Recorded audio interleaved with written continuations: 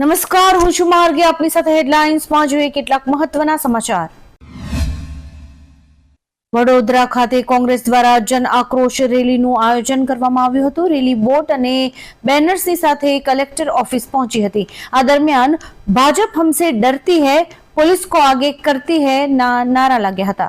Police દ્વારા લોકો અને કાર્યકરોને અંદર જતા રોકવામાં આવ્યા હતા, જે બાદ માંગણીઓ મુખ્યમંત્રી સુધી પહોંચાડવાની માંગ સાથે કોંગ્રેસે કલેક્ટરને એક આવેદન પત્ર સોંપ્યું હતું.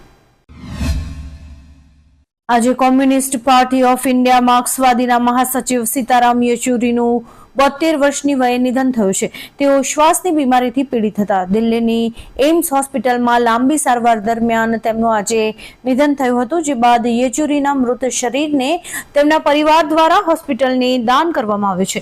ઘણા મોટા ડાબેરી નેતાઓના મૃત્યુ બાદ તેમના મૃતદેહ હોસ્પિટલને દાન કરાયા છે. અત્યારે એક પછી એક તહેવારો આવી રહ્યા છે. દરમિયાન રાજકોટમાં ખાદ્ય તેલના ભાવમાં ધરખમ વધારો થયો છે.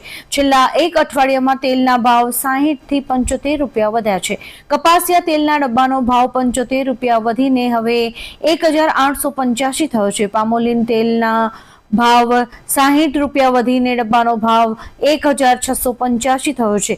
રાયડાના તેલમાં 50 અને કોપરેલના તેલમાં 120 રૂપિયાનો વધારો થયો છે. જો કે સારા સમાચાર એ છે કે સિંગતેલમાં વધારો નહીં પણ ઘટાડો થયો છે. જી હા, સિંગતેલના ભાવમાં 40 રૂપિયાનો ઘટાડો થયો છે. ગાંધીધામમાં 16 વર્ષથી ચાલતા 10,000 રૂપિયાની લાંચ લેવાના કેસમાં ચુકાદો આવ્યો છે. ગાંધીધામના એએસઆઈને એસીબી કોર્ટે દોષી ઠેરવીને 3 વર્ષની કેદની સજા અને 10,000 રૂપિયાનો દંડ ફટકાર્યો હતો. ઉલ્લેખનીય છે કે મારામારીનો કેસ પતાવી દેવાની અવેજમાં પોલીસ કર્મીએ રૂપિયા 15,000ની માંગણી કરી હતી. જો કે ફાઇનલ ડીલ રૂપિયા 10,000 સુધી નક્કી થઈ ગઈ હતી. એસીબીએ છટકું ગોઠવ્યું હતું અને આ કર્મચારીને ઝડપી પાડ્યો હતો. પવિત્ર યાત્રાધામ અંબાજીમાં ચાલી રહેલા ભાદરવી પૂનમના મેળાને લઈને તંત્ર એલર્ટ છે. પૂનમના મહામેળામાં જઈ રહેલા પદયાત્રીઓની સુરક્ષા અને સલામતી માટે રેડિયમ પટ્ટીનું વિતરણ કરીને ગુજરાત પોલીસ દ્વારા સાવચેતીના પગલાં લેવાયા હતા. ઉલ્લેખનીય છે કે ભાદરવી મહાકુંભનો રંગે ચંગે શુભારંભ થઈ ચૂક્યો છે. કલેક્ટર, એસપી અને વહીવટદારે રથ ખેંચીને મેળાનો વિધિવત પ્રારંભ કરાવ્યો હતો. બાંગ્લાદેશના હિન્દુ લોકો માં દુર્ગામાં ઊંડી આસ્થા ધરાવે છે. બાંગ્લાદેશના ગૃહ બાબતોના સલાહકાર લેફ્ટનન્ટ જનરલ નિવૃત્ત મોહમ્મદ જહાંગીર આલમ ચૌધરીએ દુર્ગા પૂજા પંડાલમાં પૂજા દરમિયાન ઉપયોગમાં લેવાતા સંગીતના સાધનો અને લાઉડ સ્પીકરને અઝાન અને નમાઝના સમયે બંધ રાખવા કહ્યું છે. આ પંડાલમાં ધાર્મિક વિધિઓ બંધ કરાશે અને અઝાનના 5 મિનિટ પહેલા પૂજા કરવી ફરજિયાત રહેશે.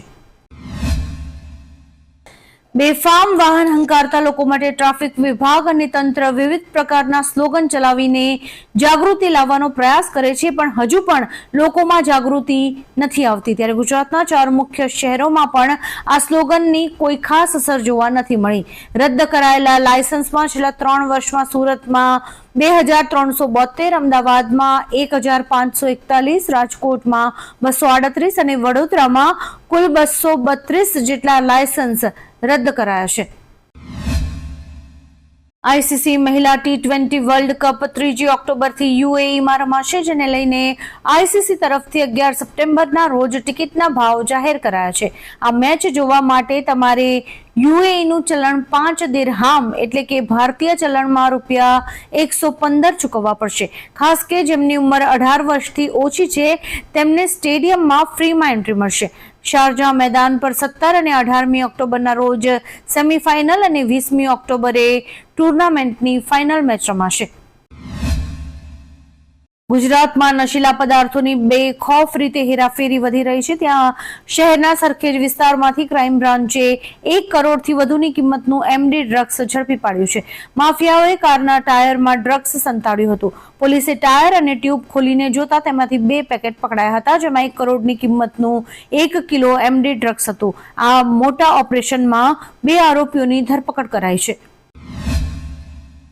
આજથી 18મી સપ્ટેમ્બર સુધી અંબાજી ખાતે ભાદરવી પૂનમનો મેળો યોજાશે. મેળાને લઈને યાત્રાળુઓ માટે એક QR કોડ જાહેર કરાયો છે, જેમાં પાર્કિંગથી લઈને તમામ સુવિધાઓ ઓનલાઈન મળી રહી છે. એક માર્ગદર્શિકા પણ જાહેર કરાઈ છે. તે અનુસાર QR કોડને સ્કેન કરવાથી ભક્તો મોબાઈલ પર જ પાર્કિંગ, વિસામા તેમજ દર્શન સહિતની સુવિધાઓ મેળવી શકે છે. મેળાને લઈને ઘણા માઈ ભક્તો અંબાજી પહોંચી રહ્યા છે, ત્યારે આ સુવિધા તેમને માટે રાહતજનક રહેશે. તાજેતરમાં થયેલા કોસ્ટ ઓફ લિવિંગ સર્વેમાં ગુજરાત મામલે એક ચોંકાવનારો ખુલાસો થયો છે. સામાન્ય માણસની દૈનિક જરૂરિયાતો માટે અંદાજે ₹46,000ની જરૂર પડે છે. સર્વેમાં ઘરનું ભાડું, માસિક ભોજન ખર્ચ, નોકરી આવવા જવાનો ખર્ચ, light bill, phone bill, petrol bill અને ઘરના જરૂરી ખર્ચાઓ ધ્યાનમાં લેવાયા છે. દેશના 28 રાજ્યો અને 8 કેન્દ્ર શાસિત પ્રદેશોમાં ગુજરાત સૌથી મોંઘું રાજ્ય હોવાનું સામે આવ્યું છે. સુપ્રીમ કોર્ટમાં મદરેસા અંગે સુનાવણી ચાલી રહી છે, જેમાં national commission for protection of child રાઇટ્સે સુપ્રીમ કોર્ટને કહ્યું કે મદરેસાઓમાં આપવામાં આવતું શિક્ષણ વ્યાપક નથી. મદરેસાઓમાં ભણાવવામાં આવતા અભ્યાસમાં ઇસ્લામને સર્વોચ્ચ દેખાડે છે. તેમણે એવો પણ દાવો કર્યો હતો કે તાલિબાન ઉત્તર પ્રદેશની દારુલ ઉલમ દેવબંદ મદરેસાની ધાર્મિક અને રાજકીય વિચારધારાથી પ્રભાવિત છે. સુરતની સૈયદપુરામાં થયેલ પથ્થરમારાની ઘટનામાં કોર્ટે 23 આરોપીઓના રિમાન્ડ મંજૂર કર્યા હતા. પોલીસ તપાસમાં સામે આવ્યું છે કે કિશોરોએ ચાલુ રિક્ષામાંથી પંડાલ પર પથ્થરમારો કર્યો હતો. આ ઘટનાને લઈને તેમને કોઈ જ પસ્તાવો નથી. પથ્થરમારો કરનાર 5 આરોપી 2.5 કિલોમીટર દૂરથી આવ્યા હતા. તેમણે ટોળામાં ભળી જઈને ઘટનામાં સફળતા મેળવી હતી. તેમણે ગુનો કબૂલ કર્યો છે અને આ આરોપીઓને પોલીસનો કોઈ જ ડર નથી.